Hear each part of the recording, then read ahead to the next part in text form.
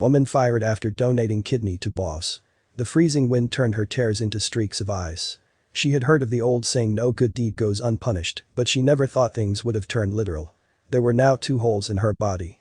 One where her kidney used to be, and now a gaping, aching one in her heart. Deborah Stevens had been brought up by a single mom. She had seen firsthand how hard life could be and how vital the kindness of strangers was. Now with her own children, she wanted to make sure she set a good example for them and honor her departed mother who passed from heart failure. Enter her boss. Rumor quickly spread that the 61-year-old manager of the vast car dealership, Jacqueline Bruscia, desperately needed an organ transplant. Deborah wiped away a tear as she thought back on her mother's struggle and tragic ending. The American healthcare system was so unforgiving. That's when she had a wonderful thought. It was with a surge of joy she offered her own kidney to her boss if they matched. The woman's face went slack in surprise and tears trickled down her cheeks. Deborah insisted she was healthy and able. If that meant another family could have more years together, it was well worth it. This was the start of the nightmare. Every day, Bruscia would pop over to Deborah's cubicle with a bright smile and a coffee or pastry. They would chat about life and their families as well as past struggles in hospitals. She really felt like they were kindred spirits. Months later, she was staring up at bright lights and a surgical team. With one last, heartfelt thank you from Bruscia, Deborah was put under anesthetic. The doctors had already prepared her for what would happen during the long difficult recovery, but the moment she opened her eyes, she knew something was wrong. It was some very bad news. Deborah gripped the bed rails with white knuckles as the doctor explained there had been complications during the transplant. She now had nerve damage in one leg that would probably be permanent. Her digestive system had also been thrown into chaos. But that wasn't the only problem. Things were about to get so much worse. There had been no word from Bruscia even weeks after their discharge.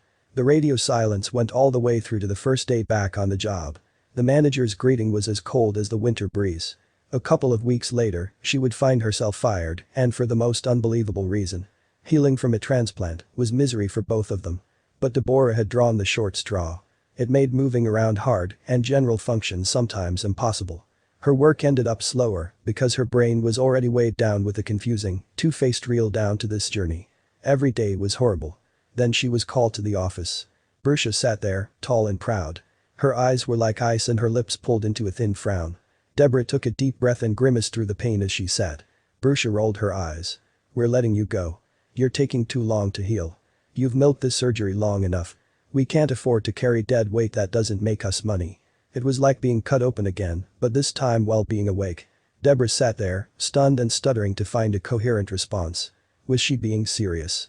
As the list of unfounded complaints spilled out of Bruscia's mouth, she felt her world fall apart. Had it all been a lie to get her kidney? Being late, being unproductive, using guilt of the surgery to get a salary for doing nothing, having an unprofessional attitude, creating an unpleasant work environment, these were just a fraction of the excuses Bruscia gave. Deborah cried all the way to her car. This couldn't really be happening. Even as she sat in the lawyer's office and the man sighed in sympathy, all she could feel was the empty space where her organ used to be. She lived by the ideals of kindness and generosity. The life-saving gesture made in the memory of her late mother was now tarnished. There was only one way to fix it. Aside from her lawyer's determination, Deborah reached out to news outlets to share her story. The world responded back with endless support. It helped to soothe the ragged wounds she now carried. It was a firm no comment from the side of Bruscia. But the lawsuit for pain, suffering, and damages would definitely get her attention. "I stand by my act of kindness," Deborah said. Nothing would take away from that. She would continue to teach generosity and love. Her kids would see her as an example of decent human behavior. But now, they would also learn about justice and not laying down when people walked all over you,